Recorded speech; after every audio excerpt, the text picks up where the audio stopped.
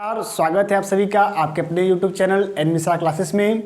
साथियों, आज हम सभी पार्ट ऑफ स्पीच के सबसे अंतिम वीडियो और सबसे अंतिम टॉपिक जो आज का हमारा है यह है कंजंक्शन। इसको आज पढ़ेंगे और इसको पढ़ने के बाद आप सभी पार्ट ऑफ स्पीच के बारे में पूरी जानकारी प्राप्त कर लेंगे। ठीक है, तो अगर कोई भी दिक्कत हुई हो, समस्या हुई हो पार्ट ऑफ स्पीच को समझने में, तो आप कमेंट बॉक्स के माध्यम से हमसे पूछ सकते हैं। तो बिना देर किए हुए आते हैं आज के अपने टॉपिक कंजंक्शन पे। तो देखिए, कंजंक्शन की डिफिनेशन देखते हैं सबसे पहले। तो कंजंक्शन की डिफिनेशन है, conjunction is a word that join और कनेक्ट टू वर्ड्स परहैप्स और क्लॉजेस टुगेदर।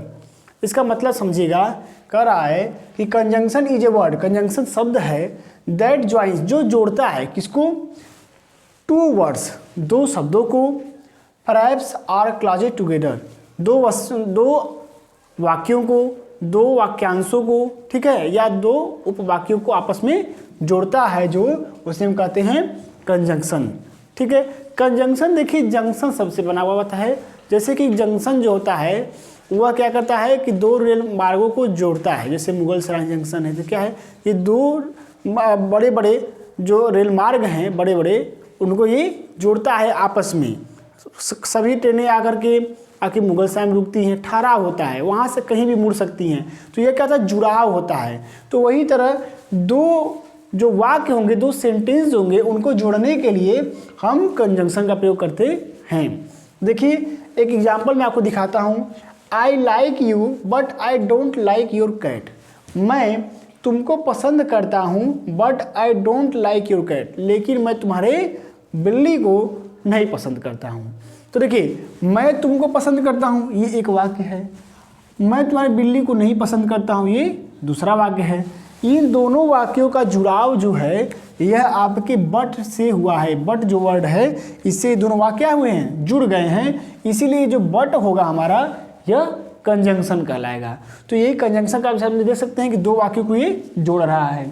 ठीक, तो कंजंक्शन आपको सही समझ आ गया होगा।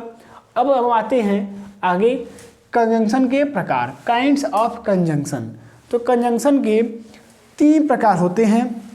वस्तुतः आपको अधिकतर जगह बताया जाएगा कि कंजंक्शन के सिर्फ 2 प्रकार होते हैं, एक कोऑर्डिनेटिंग कंजंक्शन और दूसरा सबऑर्डिनेटिंग कंजंक्शन। लेकिन कंजंक्शन 3 प्रकार के होते हैं, इसको याद कर लीजिएगा। एक लास्ट होता है कोरिलेटिव कंजंक्शन। अब इन तीनों की चर्चा हम आगे करेंगे। तो देखिए, कोऑर्डिनेटिव कंजंक्शन कहते हैं समानपदीय, समानुपाती संयोजक, और सबऑर्डिनेटिंग कंजंक्शन कहते हैं आश्रित संयोजक। ठीक है, तो ये समानुपाती संयोजक होता है, ये आश्रित संयोजक होता है। तो अब हम आगे देखते हैं कि कोऑर्डिनेटिव कंजंक्शन क्या होता है। जैसा कि आप सभी देख सकते हैं, हमने पहला लिखा है टाइप कोऑर्डिनेटिंग कंजंक्शन। ठीक है, अर्थात समानुपदीय संयोजक। समानुपदीय संयोजक, जैसे हिंदी के नाम से इसका स्पष्ट हो जा रहा है कि समानुपदी, यानी समान पदों को जोड़ने वाला जो कंजंक्शन होता है उसे हम समानुपदी कंजंक्शन या कोऑर्डिनेटिंग कंजंक्शन कहते हैं, बेहद ही सरल शब्दों में। देखिए, है कुछ नहीं, डिफिनेशन देखते हैं। It's used to join two grammatically equal word और परहैप्स। देखिए, यह क्या है, ग्रामेटिकली, ये महत्वपूर्ण है, अर्थात व्याकरण की दृष्टि से बराबर शब्दों को जोड़ने के लिए यह प्रयोग किया जाता है। जैसे bread and butter are delicious. अब यहाँ पर आप देख रहे हैं ब्रेड, ये ब्रेड और बटर क्या है, समानार्थी शब्द हैं, अर्थात एक ही जो उच्चारण निकाय है ब्रेड एंड बटर, तो ये क्या है, मतलब एक ही है ना, ब्रेड है और मक्खन है, ये साथ ही के हैं। ठीक है, समान पद वाले हैं, इसीलिए इनको साथ जोड़ने के लिए हम प्रयोग करते हैं एंड नामक कंजंक्शन का। तो एंड क्या हो गया, यहाँ पे आपका कोऑर्डिनेटिंग कंजंक्शन हो गया। जैसे मैं आपको एक और एग्जांपल देता हूँ। जैसे कि एक एग्जांपल है, टू एंड टू मेक 4, 2 और 2 4 होते हैं। तो 2 2 4 होते हैं। तो आप जब हम देख सकते हैं कि 2 और 2, ये 2 और ये 2 जोड़ने के लिए हम किसका प्रयोग किए, एंड का प्रयोग किए हैं। तो एंड क्या हो गया, कोऑर्डिनेटिंग कंजंक्शन हो गया। ठीक है, अब आते हैं दूसरे काइंड्स पे। दूसरा प्रकार है हमारा सबऑर्डिनेटिंग कंजंक्शन, अर्थात आश्रित संयोजक। देखिए, इसमें क्या होता है, it's use to join two classes और describing relationship between dependent independent classes. देखिए इसमें एक बात बहुत ही महत्वपूर्ण है आपका, इंडिपेंडेंट ये शब्द और ये शब्द, जो आप हिंदी में नाम सुना है आश्रित संयोजक, तो आश्रित संयोजक का मतलब क्या होता है यही यहाँ समझ लीजिए।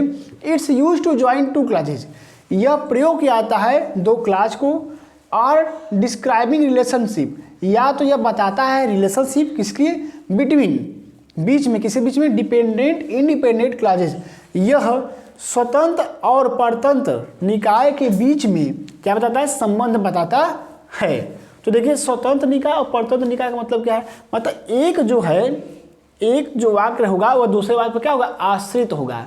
जैसे अगर तुम मेहनत करोगे तो तुम पास हो जाओगे, अगर तुम मेहनत करोगे तब तुम पास हो जाओगे, तो यहाँ पे जो तब लग रहा है यही क्या है, यही आपका सबऑर्डिनेटिंग कंजंक्शन है, अर्थात आश्रित उपवाक्य।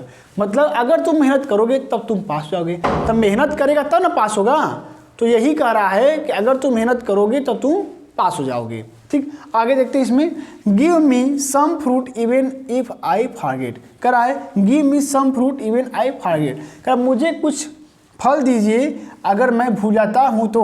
ठीक है, इवन क्या है यहाँ पे, देखिए बहुत ही आसान है। इवन क्या है, इवन आपका सबऑर्डिनेटिंग कंजंक्शन है, अर्थात मुझे फल दो अगर मैं भूल जाऊँ, अगर मैं भूल जाऊँ तो मुझे फल दो, तो ये क्या है, मुझे फल दो मैं भूल जाऊँ, तो भूलेगा तब ना फल मांगा है, भूलेगा तब फल मांगा है, तो ये आश्रित है कि नहीं है, इसमें डिपेंडेंट है, ये आपका डिपेंडेंट है। ठीक है, ये डिपेंडेंट है, ठीक, और ये इंडिपेंडेंट है। आगे देखते हैं, when father came I was reading a book, जब पिताजी आए तो मैं किताब पढ़ने, ठीक है, मैं किताब पढ़ रहा था, जब पिताजी आए तो मैं किताब पढ़ रहा था। तो यहाँ पे क्या है, जब पिताजी आए मैं किताब पढ़ रहा था, तो पिताजी आए तब वो किताब पढ़ने लगा, तो यह जो किस पे निर्भर है, अपने पिताजी पर निर्भर है, यह स्वतंत्र निकाय नहीं है, यह क्या है, यह आपका इंडिपेंडेंट क्लास है, और ये आपका, ठीक है, सॉरी, ये आपका जो है I was reading a book, यह इंडिपेंडेंट क्लास है। ठीक है, और ये आपका डिपेंडेंट क्लास है, अर्थात यह दोनों क्या होते हैं, एक दूसरे पर आश्रित होते हैं। जैसे यह बच्चा जो है किताब पढ़ने लगा तो किस पे आश्रित है, अपने पिताजी पर आश्रित है, पिताजी आएंगे तो ये पढ़ेगा, इसीलिए इसको लिख लेते हैं अच्छे समझने के लिए। ठीक है, ये इंडिपेंडेंट है और ये क्या है, डिपेंडेंट है।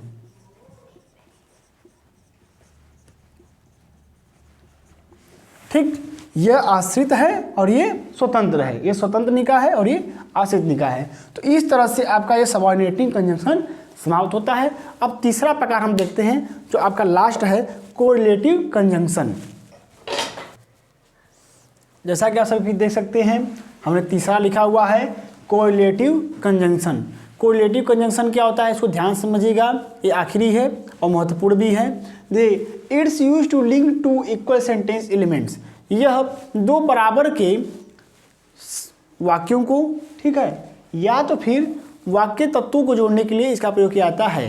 ठीक है, कोरिलेटिव कंजंक्शन का, जैसे आइदर और, नाइदर नॉर, बोथ एंड इत्यादि कई सारे होते हैं। बोथ एंड है, बिटवीन एंड है, फ्रॉम टू है, लिस्ट शुड है, ये सब है, ये सब आपके क्या है, कंजंक्शन है और कोरिलेटिव कंजंक्शन है। ठीक है, जैसे कि आप कहेंगे इसका मतलब क्या है गुरुजी, तो देखिए इसका मतलब ये है कि आइदर आर, जैसे either you or your brother, ठीक है, स्टील माई वॉच, या तो तुमने या तुम्हारे भाई ने मेरी घड़ी चुराई है। ठीक है, तो इन्हीं का प्रयोग होता है, या तो तुमने या तो तुम्हारे भाई ने, तो क्या रिलेशन है कि नहीं है, या तो तुमने या तो तुम्हारे भाई ने, तो तुम्हारे भाई में संबंध है, तो यही कह रहा है कि जहाँ संबंध का बोध होता है वहाँ इसका प्रयोग करते हैं कोरिलेटिव कंजंक्शन का। कोरिलेटिव में रिलेटिव छिपा हुआ है।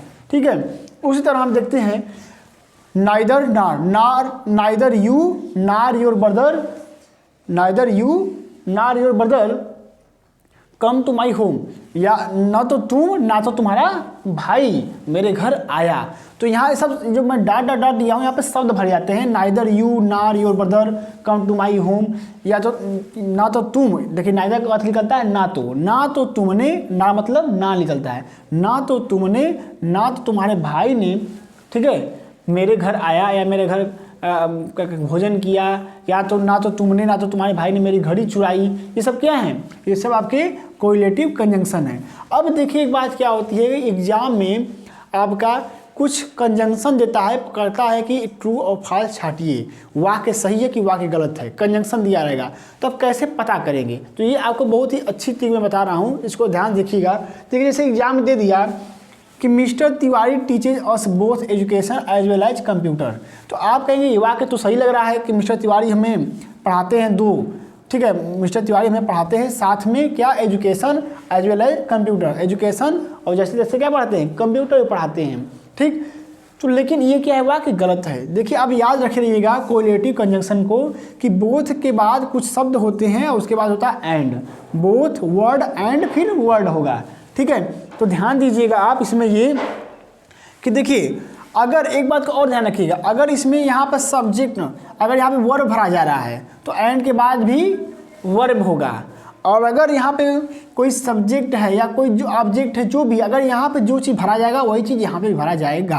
अगर यहाँ सब्जेक्ट भरा जा रहा है तो यहाँ भी सब्जेक्ट होगा, और यहाँ वर्ब भरा जा रहा है तो यहाँ भी वर्ब होगा, वही क्रिया यहाँ भी होगी यहाँ भी होगी, ठीक है। हर जगह कोरिलेटिव कंजंक्शन एक ही बात होती है। तो अब देखिए बोथ के बाद हमेशा एंड लगता है, तो देखिए यहाँ लगा है कहाँ, यहाँ बोथ लगा है, तो आगे यहाँ एज वेल एज क्या है, ये गलत है। यहाँ पर आपका लगेगा एंड, यहाँ पर एंड लगेगा तब जाके वाक्य सही होगा, तब होगा कि mister Tiwari teaches us both education and computer. तो अगर आपको जब कोरिलेटिव कंजंक्शन याद रहेंगे तब आप वहाँ पे सही कर पाएंगे एग्जाम में। आगे देखते हैं बिटवीन स्पेस एंड स्पेस, ठीक है। तो बिटवीन के साथ हमेशा एंड का प्रयोग होता है। जैसे एक वाक्य मैं दिखा रहा हूँ, गलत वाक्य है, Ram will come between 9 AM to 1 PM। Ram आता है 1 बजे दिन और 9 बजे दिन और 1 बजे दोपहर के बीच में आता है। तो यहाँ पर जो टू का प्रयोग हो रहा है यह गलत है सरासर, यहाँ पर भी एंड का प्रयोग होगा क्योंकि बिटवीन के साथ हमेशा एंड लगता है कोरिलेटिव कंजंक्शन में। तो यहाँ पर होगा Ram will come between 9 AM and 1 PM, ठीक है। आगे देखते हैं हम फ्रॉम टू। देखिए इसमें क्या है कि exam is from 4 AM and 5 AM। अब कोई देखा कहेगा हाँ ठीक तो है भाई कि एग्जाम है 4 बजे और 5 बजे, एग्जाम 4 और 5 बजे से है, ठीक। लेकिन ये क्या है, गलत है, यह बिल्कुल ही गलत है। एग्जाम इज फ्रॉम 4 AM, यहाँ पे एंड ना होकर के यहाँ भरा जाएगा 2, तब जाके वाक्य से होगा कि एग्जाम 4-5 बजे की, ठीक है, एग्जाम 4 बजे से 5 बजे के बीच में है, तब ऐसे काम होगा कि एग्जाम 4 बजे और 5 बजे के बीच से है। समझ रहे बात? तो ये क्या है कि फ्रॉम के साथ हमेशा टू लगेगा, न कि कुछ और लग जाएगा, एंड ऑन नहीं लगेगा, ठीक। एक और देखते हैं लास्ट में लेस्ट शुड। अब देखिए यहाँ पे क्या, जब भी लेस्ट लगेगा तो हमेशा शुड लगेगा। तो देखिए work carefully lest use should not fail. आप कहेंगे सर यहाँ पे लेस्ट भी लगा हुआ है और शुड भी लगा हुआ है, तो वाक्य तो सही है, लेकिन बिल्कुल वाक्य गलत है, क्योंकि अगर वाक्य में लेट लगा हुआ है, लिस्ट लगा हुआ है, तो लिस्ट के साथ आप हमेशा ये नॉट का प्रयोग करेंगे ही नहीं वाक्य में, शुड के बाद ऐसा नॉट लगेगा ही नहीं, क्योंकि ये जो होता है ये खुद आपका निगेटिव, ठीक है, ये खुद आपका निगेटिव मीनिंग निकालता है। इसलिए अगर वाक्य में लिस्ट लग गया है तो आप नॉट को यहाँ से हटा देंगे, तो यहाँ बनेगा work carefully लेस्ट you should fail, ठीक है। तो ये आपके हो गए प्रयोग कोरिलेटिव कंजंक्शन के। ऐसे एक होता है आपका nothing ills ... but, nothing ills but का प्रयोग। अगर नथिंग इल्स के साथ कुछ और दिया हुआ है, बट नहीं दिया हुआ है, तो आप क्या करेंगे, बट वहाँ पे लिखेंगे तब जाके वाक्य सही हो पाएगा, नहीं तो था गलत हो जाएगा। तो दोस्तों यह हमारा पार्ट ऑफ स्पीच का वीडियो आज ख़त्म होता है। अब हम अगला टॉपिक पढ़ेंगे ग्रामर में, कोई दूसरा टॉपिक आप देखने के लिए तत्पर रहिएगा, चैनल को मोटिवेट करते रहिए। धन्यवाद।